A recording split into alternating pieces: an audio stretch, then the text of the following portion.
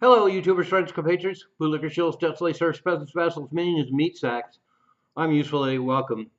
And today I want to talk about the ultimate business model, and that's perpetual war and record global arms sales. And that's what we're seeing in the world today. And this is the perfect business model, and it's a huge business, a very lucrative business. And like all the best, most lucrative businesses, it's made off the blood and sweat of the peasants. And we live in an era that completely exemplifies that. And of course, this whole Ukraine situation is a perfect example of that.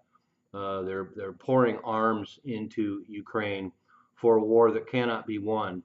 So the Ukrainians will be slaughtered in the field, but the big arms manufacturers around the world in Europe and the U.S., which are the top arms manufacturers, are making money hand over fist. And in fact, 2023, we have record arms sales for the U.S. alone, $238 billion. And the numbers from 2024, of course, will be much larger than that. And in the year before, in 2022, the 100 largest arms manufacturers in the world had a combined intake of $600 billion.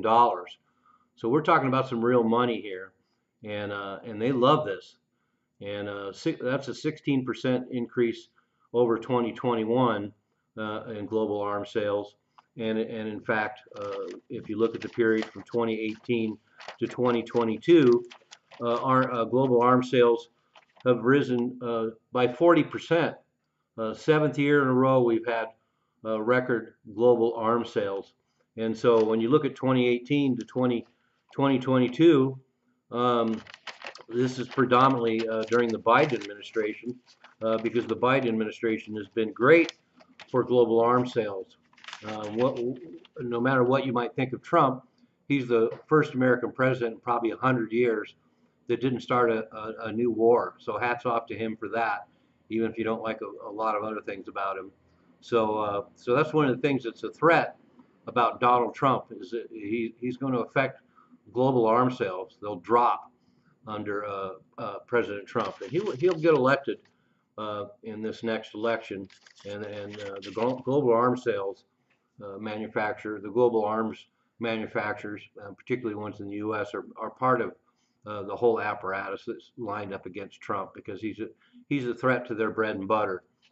And one of the things I always like to point out is that there's a great book that came out in 1968 called Pentagonism, A Substitute for Imperialism. And I quote from this book often. It's very repressed, it's very hard to get, it's very expensive, but it's a mind-blowing read. Juan Bosch used to be the leader of El Salvador, I mean the Dominican Republic, and he wrote a book about the whole insider business, and he ought to know. They tried to make a vassal state out of the Dominican Republic, and in fact, Juan Bosch himself was deposed. But he revealed the whole mechanism, and the whole mechanism is this blueprint for this global business that relies on perpetual wars and perpetual arms sales. He talked about the fact that under colonialism, great powers would have to go, and they'd have to equip, train, and ship overseas tens of thousands of troops to occupy countries. And then they would occupy the countries and extract resources and control the country. And it was a very expensive venture. So what they figured out to replace that colonialist model, they came up with Pentagonism, which relies on global arms sales. So instead of occupying the country, they basically go in, they control the economies, they install puppet governments, they control the currency and the money system, very important, and then they extract resources. But the beauty of it is, instead of having occupying forces there, they basically create native armies, and they take the native armies and they sell them arms. So that's part of the global arms trade, and that's one of the things we see in a world now that's engulfed in regional conflicts. All of these regional conflicts are just money sources for the global arms sales. All these native armies are being equipped and trained, and they're the ones that have boots on the ground. They're the ones that are out there losing their blood in the field, but the most important part is they're buying weapons.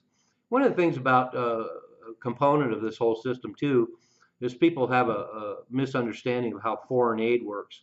So when the United States gives foreign aids to different countries like Ukraine or like Israel, they're not handing over a bunch of money. It's written into the agreement with Israel and Ukraine and numerous other countries that the money is essentially sent to Israel and Ukraine, for example, and then it's baked in the cake that that money is to be spent uh, that money is spent with U.S. arms manufacturers. So it's not really foreign aid; it's a gravy train for the arms manufacturers. So when Ukraine gets $100 billion in aid, a lot of it goes to sustain their country. A lot of it gets grifted by the oligarchs and stuffed into their bank accounts and shopping sprees around the world for rich properties. But the bulk of it is basically just sent back to the U.S. To buy arms. And the same thing goes with Israel. We give them $40 billion, and they're required to spend $40 billion with the U.S. arms manufacturers. And so that's how the system works. A lot of people aren't aware of that, and what a gravy train it is. So anyway, Juan Bosch had it right in 1968, and here it is 50, 60 years later, and it is the blueprint for a global gravy train. So there's a lot of powerful forces that have a lot invested in keeping perpetual regional conflicts going on, and they make even more money on larger conflicts like what's going on in Gaza now, and certainly what's going on in Ukraine. Another part of that too is that they get to unload their stocks. So the U.S. and Europe, they've emptied out a lot of their stockpiles of older weapons, stockpiled weapons, weapons that don't work, and so they ship them into these war zones and let these countries suffer the consequences of having bad equipment sent to them. But the best part of it is all that stuff gets cleared out, and then the U.S. military and the European militaries have to stock up again. So another gravy train for the military-industrial complex and the arms manufacturers. All that stuff that gets shipped over there, the U.S. military and European military has to buy all new stuff. And another part of this gravy train that's great too, and why it's such a great business model, is that war, by its very nature, all this equipment is purchased, it's sent over into war zones, and it's blown the fuck up.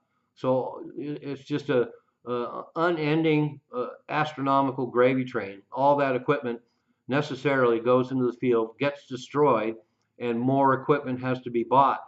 So as I say in the heading and the content of this video, it's the ultimate business model, and an ultimate business model that relies on perpetual record global arms sales and perpetual war in nearly every nation on earth. So that's the era we live in. Welcome to it. I'm Useful Idiot. Don't you be one too.